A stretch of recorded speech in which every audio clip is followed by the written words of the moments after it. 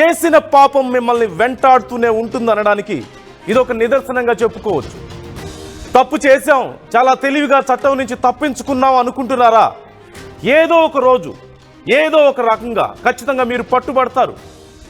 మీరు అనుభవించాల్సిన శిక్షను మీరు అనుభవిస్తారు అనడానికి ఇప్పుడు జరిగినటువంటి ఘటన ఒక ఉదాహరణగా చెప్పుకోవచ్చు. 2 ఏళ్ల క్రితం కొండగట్టు హత్య కేసు మిస్టరీ ఇప్పటికీ వీడింది. గంజాయి కేసులో అరెస్ట్ అయిన నిందితుల ఫోన్లో దీనికి సంబంధించిన మర్డర్ వీడియో ఉన్నట్లుగా తెలిసింది. సుపారీ ఇచ్చి భర్తను హత్య చేయించింది భార్య. అయితే 2 ఏళ్లు గడిచిపోయింది. ఏదో ఒక బాడీ దొరికింది, కాలిపోయినటువంటి బాడీ 2 ఏళ్ల క్రితం 2023లో దొరికింది పోలీసులకు. కానీ అది ఎవరిదో తెలియలేదు, ఆధారాలు దొరకలేదు, కంప్లైంట్ కూడా ఎక్కడా రాలేదు. ఈ నేపథ్యంలో పోలీసులు ఆ కేసు క్లోజ్ చేశారు. కానీ ఈ నెల 17న ఒక గంజాయి కేసులో 3 యువకులను అరెస్ట్ చేశారు. అయితే ఆ యువకుల ఫోన్లో ఒక వ్యక్తిని హత్య చేసిన వీడియో ఉంది. అది ఆ మృతుడు మెట్పల్లికి చెందిన గంగాధర్గా గుర్తించారు. అంటే 2 ఏళ్ల క్రితం ఎవరైతే హత్య గావింపబడ్డాడో అత్యంత దారుణంగా, దానికి సంబంధించిన వీడియో ఈ వీడియో ఒకటేనని పోలీసులు నిర్ధారించుకున్నారు. 2023 మార్చిలో కొండగట్టు దగ్గర జరిగినటువంటి గంగాధర్ హత్యదే ఈ వీడియో అంటూ పోలీసులు నిర్ధారించుకొని 2 ఏళ్ల తర్వాత ఈ కేసును వాళ్ళు క్లోజ్ చేయడం జరిగింది సక్సెస్ఫుల్గా. జరిగినటువంటి ఘటన చాలా దారుణం. సొంత కుటుంబ సభ్యులే అతన్ని సుపారీ గ్యాంగ్కు డబ్బులు ఇచ్చి అత్యంత దారుణంగా హత్య చేయించారు. అయితే భార్యను అడిగినప్పుడు నీ భర్త ఏడీ కనిపించడం లేదు అని అడిగితే, తాగుబోతాడు, ఎడిపోయాడో నాకు తెలీదు, ఎక్కడికో వెళ్ళిపోయి ఉంటాడు తాగేసి, మమ్మల్ని వదిలేసి వెళ్ళిపోయాడు అని చెప్పేసి భార్య చెప్పింది. ఆ భర్త కూడా రిపీటెడ్గా గొడవలు పడుతూ ఉండడం, ఇంట్లో తరచుగా వాళ్ళని వేధిస్తూ ఉండడంతో చుట్టుపక్కల వాళ్ళు కానీ అందరూ కూడా నిజమే అని చెప్పి నమ్మారు. కానీ ఆ కేసు అక్కడితో క్లోజ్ అయిపోయింది. మరోవైపు పోలీసులకి ఒక బాడీ దొరికింది. కొద్దిగా కాలిపోయినటువంటి బాడీ ఎవరో గుర్తుపట్టడం కష్టమైంది. ఎవరు కంప్లైంట్ ఇవ్వలేదు, మిస్సింగ్ కంప్లైంట్. ఈ నేపథ్యంలో పోలీసులు కూడా ప్రయత్నించి ఇక ఏవి ఫలితం లేక కేసును క్లోజ్ చేశారు. కానీ చేసిన పాపం ఊరికే పోతుందా? ఒక మనిషి ప్రాణాలను తీసి అంత ఈజీగా తప్పించుకొని తిరుగుతారా? ఏదో ఒక రోజు దొరకరా? ఏదో ఒక చోట చిన్న తప్పైనా చేయరా? ఇప్పుడు అదే జరిగింది. ఎవరైతే ఒక గంజాయి బ్యాచ్ ఈ సుపారీ తీసుకొని ఆ వ్యక్తిని హత్య చేశారో వాళ్ళ ఫోన్లో, వాళ్ళు గంజాయి కేసులో పట్టుబడితే వాళ్ళ ఫోన్ చెక్ చేస్తే వాళ్ళ ఫోన్లో దీనికి సంబంధించిన వీడియో బయటపడింది. ఎక్కడిది ఈ వీడియో, ఎవరిది ఈ వీడియో అని చెప్పి సెర్చ్ చేస్తే 2 ఏళ్ల క్రితం జరిగినటువంటి మర్డర్కి సంబంధించిన వీడియో ఇది అంటూ 2 ఏళ్ల క్రితం కంప్లైంట్ ఎవరు ఇవ్వకపోవడంతో ఎవరిదో బాడీ తెలియక క్లోజ్ చేసినటువంటి కేసుకు సంబంధించింది ఆ మెట్పల్లికి చెందిన వ్యక్తిదిగా గుర్తించారు పోలీసులు. 2 ఏళ్ల తర్వాత వారిని ఇక మాకే ఇబ్బంది లేదు, నా భర్తని నేను ఎవరికీ తెలియకుండా చాలా తెలివిగా హత్య చేయించానని చెప్పి చాలా సుఖంగా ఉన్నటువంటి భార్యను చివరికి కటకటాల వెనక్కి నెట్టింది. ఆ ఘటన ఇప్పుడు మనం చూస్తున్నాం. దానికి సంబంధించిన డీటెయిల్సే మనం చూస్తున్నాం. ఒకసారి పోలీసులు ఏమన్నారో విని అసలు పూర్తి స్థాయిలో ఈ కేసు మొదటి నుంచి చివరి వరకు ఎలా జరిగిందో ఒకసారి మనం చూద్దాం. ముందుగా పోలీసులు ఏమన్నారో విందాం.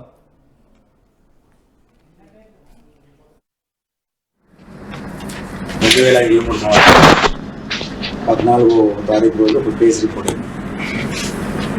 అది కొండగట్టు దగ్గర అన్నోన్ డెడ్ బాడీ ఉన్నది. దాని మీద ఏంటంటే వర్షం పూర్తి చేసి ఆ డెడ్ బాడీ మొత్తం కాలిపోయి డబ్బు ఉంటుంది. అప్పుడు అది సస్పిషియస్ డెత్గా నమోదు చేసుకుని కేసు విచారణ చేపట్టినప్పటి ఐసీ గారు. తర్వాత ఏంటంటే దాంట్లో భాగంగా ఈ మధ్యలో నంబర్ 258/25 గాంజా కేసులో మెట్పల్లి టౌన్లో కొంతమంది నిధులు అరెస్ట్ అయ్యారు. దాంట్లో ఏంటంటే వాళ్ళని డౌట్ వచ్చి వాళ్ళ మొబైల్ చెక్ చేస్తే అందులో ఇక్కడ జరిగిన హత్యకు సంబంధించిన వీడియోలు ఉంటాయి. దాంట్లో ఏంటంటే దాని ప్రకారం మొత్తం 6 నిందితులు కలిపి అతన్ని చంపినట్టు తెలిసింది. ప్రజెంట్ ఇప్పుడు మన ముందర పోటీ చేసిన ఆమె సింగం సంధ్య, ఈమె A1 అంటే మృతుడి భార్య అన్నారు.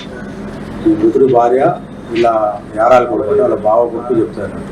కారణం ఏంటంటే ఈ మృతుడు అంటూ బాగా తాగి వచ్చింది, బిడ్డను ఈమెను కుటుంబ సభ్యులను హింసించడు, డబ్బులు లాగొట్టుడు, శారీరకంగా మానసికంగా హింసించి జీనాహారం చేసి దాని పరీక్షలకి ఏంటంటే బిడ్డ పెళ్లి చేస్తామన్నా కూడా ఒప్పుకోలేదు.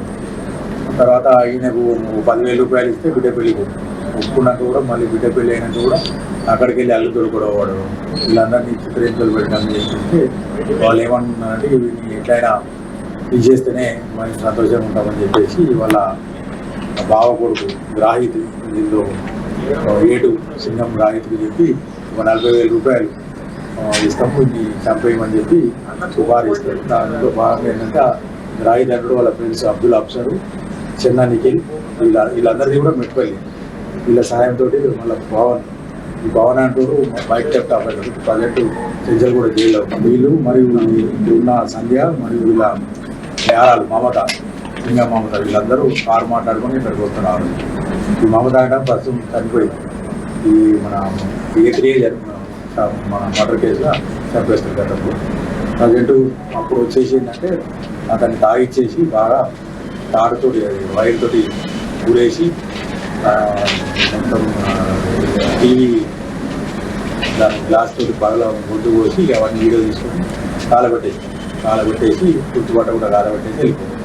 ఇప్పుడు మెట్పల్లి టౌన్లో మొన్న గాంజా నిందితులు అరెస్ట్ అయ్యారు. A2 ఎఫ్ఓ వాళ్ళు అరెస్ట్ అయినప్పుడు వాళ్ళ ఫోన్లు చెక్ చేస్తే తెలిసిన క్రమంలో ఏంటంటే ఇదంతా బయటకు వచ్చిందని తెలిసి నిందితురాలకు వచ్చి ఇక్కడ పోలీసులకు సరే దానిగా ఆ కేసు రీఓపెన్ చేసుకొని ఈ హత్య కేసును మళ్ళీ విచారణ చేయించుకున్నాం. ఇప్పుడు ఎవరైతే A2 A4 ఈ ముగ్గురు ఏంటంటే మెట్పల్లి పోలీసులు గాంజా కేసులో అరెస్ట్ అయ్యి జైల్లో ఉన్నారు. వాళ్ళను పీటీ వారెంట్ మీద ప్రూవ్ చేసుకొని ఇక్కడ తీసుకొచ్చాము. తర్వాత మళ్ళీ ఎవరైతే బైక్ టెప్ పవన్ అని ఉన్నారో వాడు చర్చలు కూడా చేసినారో అతను కూడా కోర్టు వారి ద్వారా పీటీ వారెంట్ మీద తీసుకొచ్చి ప్రూవ్ చేసి ఈ హత్య కేసు మీద ఛార్జీలు దాఖలు చేయడం. సో ఇది పరిస్థితి. మొత్తం మీద 2 ఏళ్ల తర్వాత ఒక గంజాయి బ్యాచ్ ఫోన్లో ఒక వీడియో దొరకడంతో అసలు విషయం బయటపడింది. తన భర్తను అత్యంత దారుణంగా సుపారీ గ్యాంగ్తో హత్య చేయించిన భార్య ఘాతుకం బయటపడింది. మీరు చేసిన పాపం మిమ్మల్ని వెంటాడుతుంది అనడానికి ఇది ఒక నిదర్శనం. ఎంత తెలివి కలవాలైనా సరే ఖచ్చితంగా ఏదో ఒక రోజు చట్టం ముందు తలదించుకొని నిలబడాల్సి వస్తుంది అనడానికి ఇది ఒక నిదర్శనం. ఒక్కసారి కేసుకు సంబంధించి క్లియర్గా ఏం జరిగింది అనే వివరాలు చూద్దాం.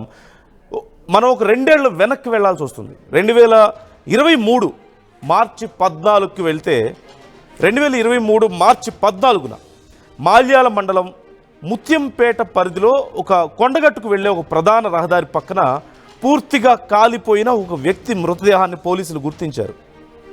మృతుడి ఆధారాలు కానీ వివరాలు కానీ ఏమీ లభించలేదు. సహజంగా ఒక మృతి చెందిన వ్యక్తి బాడీ దొరికితే అతని ఐడి కార్డ్స్ కానీ ఫింగర్ ప్రింట్స్ కానీ ఇంకేమైనా దొరుకుతాయని సెర్చ్ చేస్తారు. బట్ అలాంటివి ఏవీ దొరకలేదు. అయితే వాళ్ళ సంబంధించిన వాళ్ళ నుంచి కూడా ఎక్కడ ఫిర్యాదు కూడా రాలేదు. మిస్సింగ్ కంప్లైంట్, నా భర్త కనిపించడం లేదని భార్య కానీ మా ఇంట్లో మనిషి కనిపించడం లేదని నా కుటుంబ సభ్యులు కానీ ఎవ్వరు కూడా ఫిర్యాదు ఇవ్వలేదు. ఇక ఏం చేయాలో అర్థం కాక 2024 ఆగస్టు 2న పోలీసులు కేసు క్లోజ్ చేసేశారు. అయితే అంతా బాగానే ఉంది. ఒక్కసారిగా ఈ నెల 17న 2025 జూలై 17న మెట్పల్లి సాయిరాం కాలనీకి చెందిన సింగం గ్రాహిత్, అబ్దుల్ అఫ్సర్, మారుతి నగర్కి చెందిన చెన్నా నిఖిల్లను గంజాయి పోలీసులు ఈ ముగ్గురిని గంజాయి కేసులో పోలీసులు అరెస్ట్ చేశారు. వారి ఫోన్లను చూశారు. ఇంకేమైనా కాంటాక్ట్స్ ఉన్నాయా, ఈ గంజాయి స్మగ్లింగ్కి సంబంధించి ఇంకేమైనా ఆధారాలు దొరుకుతాయా, కింగ్ పిన్స్ ఎవరైనా దొరుకుతారా అంటూ వాళ్ళ ఫోన్లు సెర్చ్ చేశారు. అయితే ఒక వ్యక్తి హత్యకి సంబంధించిన వీడియోలు వాళ్ళ ఫోన్లో దొరికాయి. ఏం జరిగింది అసలు, ఈ ఎవరిది వీడియో అంటూ పోలీసులు వాళ్ళ స్టైల్లో వాళ్ళని విచారించారు. అప్పుడు వాళ్ళు చెప్పారు 2 ఏళ్ల క్రిందట కొండగట్టు దగ్గర జరిగిన హత్యకు సంబంధించిన వీడియోలు అంటూ ఇవి బయటపడ్డాయి. అసలు ఏం జరిగింది, ఇంకొంచెం స్టోరీ బ్యాక్ వెళ్తే మెట్పల్లికి చెందిన సింగం నడిమి గంగాధర్, భార్య సంధ్య, వాళ్ళకి 2 పిల్లలు, 2 కుమార్తెలు. గంగాధర్ ఏ పని చేయకుండా నిత్యం డ్రింక్ చేయడం, ఇంట్లో సామాన్లు అమ్మి డబ్బులు సంపాదించుకొని వాటి ద్వారా మందు తాగడం, ఇంట్లో వాళ్ళతో గొడవలు పడుతూ ఉండడం, చివరికి ఇంట్లో ఆడపిల్లలకి పెళ్లి చేద్దాం ఎదుగొచ్చిన ఆడపిల్లలకి అన్నా కానీ వినకుండా ఆ విషయంలో కూడా గొడవలు పడుతూ ఉన్నాడు. అయితే ఎలాగోలా భార్య ఆ భర్తను ఒప్పించింది పెళ్లి చేయడానికి. పెళ్లి చేశారు. పెళ్లి తర్వాత కూడా గంగాధర్ అల్లుడింటికి వెళ్ళి గొడవలు పడ్డం, నానా యాగి చేస్తున్నాడు. ఈ నేపథ్యంలో సంధ్య తన తోడికోడలు మమత, ఆమె కుమారుడు గ్రాహితులకు ఈ విషయం చెప్పింది. బాధపడింది. భర్త వేధింపులు భరించలేకపోతున్నానంటూ, అతన్ని చంపితే గాని తాను మనశ్శాంతితో ఉండలేను అంటూ వారితో చెప్పి హత్య చేయడానికి వాళ్ళను కూడా ఒప్పించింది. దీనికోసం ఆ గ్రాహిత్ అనే వ్యక్తికి 40,000 ఇచ్చింది సుపారీ, నా భర్తని హత్య చేయండి అంటూ. ఈ నేపథ్యంలో ఈ గ్రాహిత్ అనే వ్యక్తి అతని స్నేహితులు అఫ్సర్ అలాగే చెన్న నిఖిల్ అనే వ్యక్తులను మూటపల్లి పవన్లు వీళ్ళ ముగ్గురిని కూడా ఒప్పించి 2023 మార్చి 12న వీళ్ళంతా కలిసి ఒక కారు అద్దెకు తీసుకొని గంగాధర్ని ఆ కారులో ఎక్కించుకొని కొండగట్టు దగ్గరలో ఒక డంపింగ్ యార్డ్ ఉంటే అక్కడికి తీసుకెళ్లారు. అక్కడ గంగాధర్కు ఫుల్గా మందు తాగించారు. ఆ తర్వాత అతని కాళ్ళు పట్టుకొని అదిమి పెట్టి అతని మెడకు ఒక తీగ బిగించి పట్టుకొని అతన్ని హత్య చేసే ప్రయత్నం చేశారు. ఈ లోపు పవన్ అనే వ్యక్తి దగ్గరలో ఒక టీవీ పిక్చర్ ట్యూబ్ను పగలగొట్టి, ఆ డంపింగ్ యార్డ్ అవడం వల్ల అక్కడ పాతబడిన టీవీ ఒకటి కనపడితే దానికి సంబంధించిన ఒక పిక్చర్ ట్యూబ్ ఉంటే దాన్ని పగలగొట్టి ఆ గాజు ముక్కతో అతని మెడను కోసి అత్యంత దారుణంగా హత్య చేసి అతను చనిపోయాడని కన్ఫర్మ్ చేసుకున్న తర్వాత అతని మృతదేహం మీద అక్కడ డంపింగ్ యార్డ్లో ఉన్న చెత్త అంతా వేసి నిప్పంటించారు. చేతులు దులుపుకొని వెళ్ళిపోయారు. ఇది జరిగింది. అంటే ఎంత దారుణంగా ప్రీ ప్లాన్డ్గా హత్య చేశారో మనం చూస్తున్నాం. ఆ తర్వాత ఆ భార్య కూడా చుట్టుపక్కల వాళ్ళు, కుటుంబ సభ్యులు ఏడి నీ భర్త అని అడిగితే నాకేం తెలుసు తాగుబోతోడు ఎటుపోయాడో, మమ్మల్ని వదిలేసి వెళ్ళిపోయి ఉంటాడు అని చెప్పింది. సరే, రెగ్యులర్గా గొడవలు జరుగుతూ ఉండడం, ఇంట్లో ఇవన్నీ చూస్తున్నటువంటి చుట్టుపక్కల వాళ్ళు కూడా ఓకే నిజంగానే వెళ్ళిపోయి ఉంటాడేటన్నా, పారిపోయి ఉంటాడు అని చెప్పేసి అనుకున్నారు. పోలీసులకి ఈ బాడీ దొరికింది 2023లోనే, ఆ ఘటన జరిగిన నెక్స్ట్ డేనే. కానీ ఎవరిది ఏంటనే ఆధారాలు లేవు, పూర్తిగా కాలిపోయింది, ఫింగర్ ప్రింట్స్ దొరకలేదు, ఐడి కార్డ్స్ ఏం దొరకలేదు, ఎవరు మిస్సింగ్ కంప్లైంట్ కూడా ఇవ్వలేదు. సహజంగా ఇలాంటి బాడీస్ దొరికితే, అన్ఐడెంటిఫైడ్ బాడీస్ దొరికినప్పుడు మిస్సింగ్ కంప్లైంట్స్ ఏమైనా ఉన్నాయో చూసుకొని ఆ మిస్సింగ్ కంప్లైంట్స్ ఇచ్చిన వాళ్ళని అడిగి బాడీని గుర్తుపట్టమని అడుగుతారు, లేదా ఇంకే ఈ ప్రొసీజర్ ద్వారా గుర్తుపడతారు. కానీ ఇవి ఎక్కడా కూడా మిస్సింగ్ కంప్లైంట్ లేకపోవడం వల్ల వాళ్ళు ఈ కేసును ఒక 1 ఇయర్ నెక్స్ట్ ఇయర్లో 2024 వరకు చూసి వెయిట్ చేసి ఇక దీనికి సంబంధించి ఏ పురోగతి లేకపోవడంతో కేసును క్లోజ్ చేశారు. ఇప్పుడు ఈ గంజాయి బ్యాచ్ ఎవరైతే అప్పుడు హత్య చేశారో సుపారీ తీసుకొని వాళ్ళ ఫోన్లో ఉన్నటువంటి ఒక వీడియో ద్వారా అసలు విషయం బయటపడింది. భర్తని అత్యంత దారుణంగా సుపారీ గ్యాంగ్తో హత్య చేయించి చాలా సంతోషంగా ప్రశాంతంగా ఉన్నటువంటి భార్య పాపం పండింది. వాళ్ళందరినీ కూడా ఇప్పుడు అదుపులోకి తీసుకొని పోలీసులు కేసుకు సంబంధించి ఫుల్ డీటెయిల్స్ చెప్పారు. ఆ డీటెయిల్స్ మనం ఇంతకుముందు చూసాం, ఆఫీసర్స్ కూడా మాట్లాడారు. సో మరొకసారి ఎంత తెలివి కళ్ళవాళ్ళైనా సరే చట్టం ముందు ప్రస్తుతానికి మేము తప్పించుకున్నాం మా తెలివితేటలతో అనుకున్నా, ఎక్కడో ఒక చోట ఏదో ఒక తప్పు జరుగుతుంది, మీరు చేసిన పాపం మిమ్మల్ని వెంటాడుతుంది అనడానికి ఇది ఒక నిదర్శనం. ఈ అంశం మీద మీరు కూడా మీ అభిప్రాయాలను మాతో పంచుకోండి. ఏదో ఒక రోజు మీ పాపం మిమ్మల్ని వెంటాడుతుంది, ఖచ్చితంగా మీరు దానికి శిక్ష అనుభవించాల్సి వస్తుంది అనడానికి ఇది ఒక నిదర్శనం కాదా? మీ కామెంట్ని మాతో షేర్ చేసుకోండి.